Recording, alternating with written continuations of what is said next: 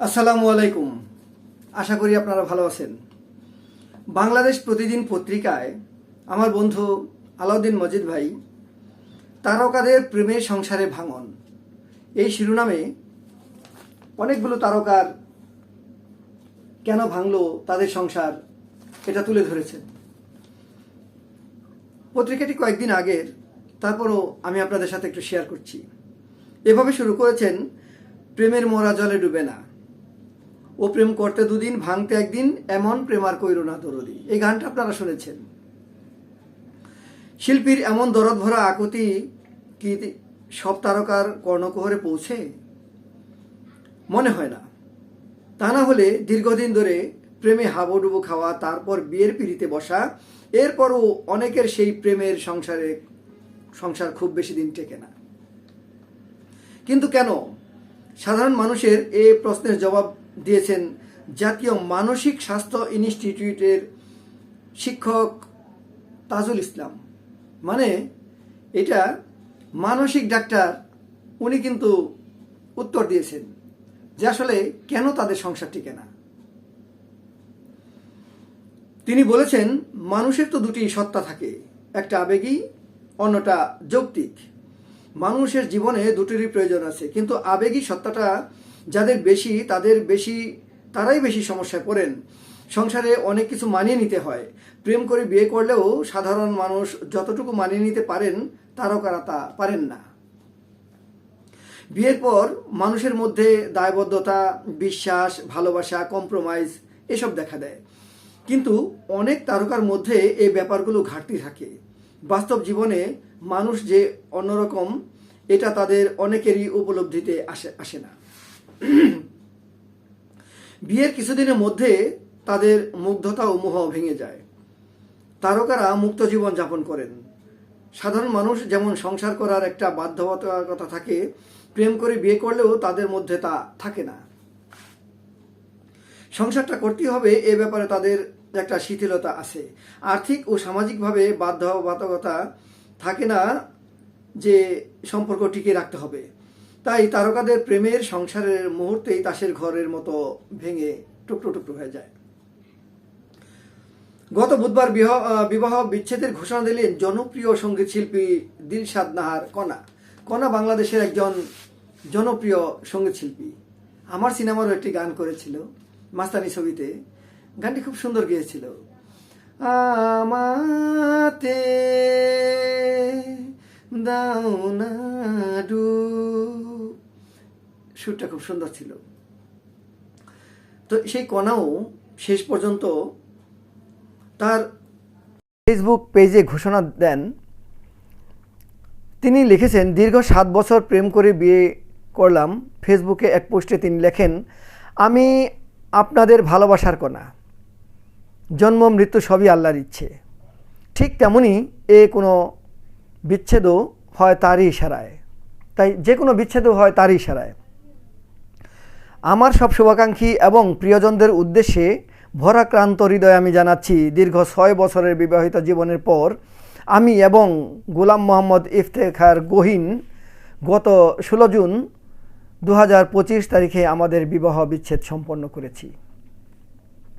তারকাদের প্রেমের বিয়ে বেশিরভাগ ক্ষেত্রেই আসলে তাসের ঘর। যেমন প্রেম করে বিয়ে করা দুজনের ঘর ভাঙা তারকার কথা ছিল, এমন সঙ্গীতশিল্পী হৃদয় খান দীর্ঘদিন ধরে ভালোবেসে বিয়ে করেছিলেন মিডিয়ার মেয়ে সুজানাকে। এ তারকা দম্পতির বিয়ে 1 বছরও টিকেনি। কারণ হিসেবে তখন সুজানা জানান, পারস্পরিক সমঝোতা না হওয়ায় সুজানা বলেছিলেন, প্রথম দিকে ও আমাকে ভালোবাসলেও পরে বুঝেছি তার ভালোবাসা ছিল মুখে মুখে। ওর সঙ্গে আমার মানসিক মিল কখনো হয়নি। সংসার করার জন্য ওর আরও ম্যাচুরিটি দরকার। আর সবচেয়ে বড় কথা, আমি ওর কাছ থেকে সম্মান পাইনি। এই সম্মানটা একটা বড় ব্যাপার। এ কারণেই ওর সঙ্গে সম্পর্ক ছিন্ন করেছি।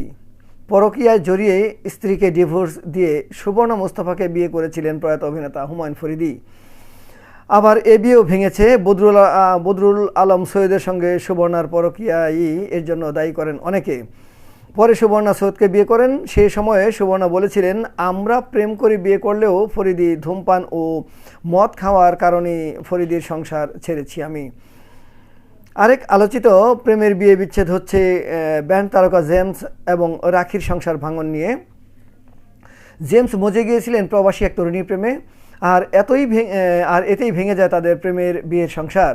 এ তালিকায় আরও আছেন রবি চৌধুরী, ডলি সান্তনী। সে সময় শোনা গিয়েছিল রবি চৌধুরীর পরকীয়ার কারণেই ডলির প্রেমের বিয়ের সংসার ভেঙে যায়। তবে সবাইকে ছাপিয়ে প্রেমের বিয়ের সবচেয়ে বড় ভাঙনের শব্দ তুলেন চিত্রনায়ক শাকিব খান।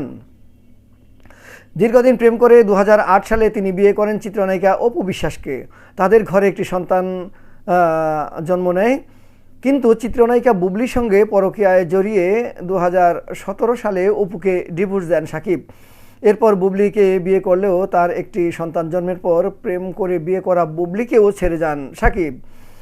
তারকাদের প্রেমের বিয়ে ভাঙন তালিকাটায় অনেক দীর্ঘ, যেমন পরিমণি রাজ, মাহিয়া মাহি, অপু, রাকিব, আরিফিন শুভ, অর্পিতা, মোনালিসা ফাইয়াজ, এজাজ মুন্না, মমো, ফয়সাল, জয়া, অপি, উজ্জ্বল, অপূর্ব, প্রভা, হিল্লুল, তিন্নি, তারিন, সুহেল আরমান, বিজরি, ইমন, Debashis, Tania, Tajin, Ejaz Munna, Mimu, Rana, Nancy, Sourav, Shami, রিঙ্গু, Riya, Ivan, Amitabh Reza, jenny, Mithu বিশ্বাস, মৌসুমী নাগ, আঞ্জাম মাসুদ, রোমানা, রোকেয়া প্রাচী, আসিফ নজরুল, তারানা হালিম, আহমেদ রুবেল, আফসানা মিমি, গাজী রাকায়াত, পারভেজ সানজারি, মিলা, ঝুনা চৌধুরী, নাহিদ, ফেরদৌস, মেঘনা, শবনম ফারিয়া, অপু, নকিব খান, সামিনা চৌধুরী, কুমার বিশ্বজিৎ, রুনা,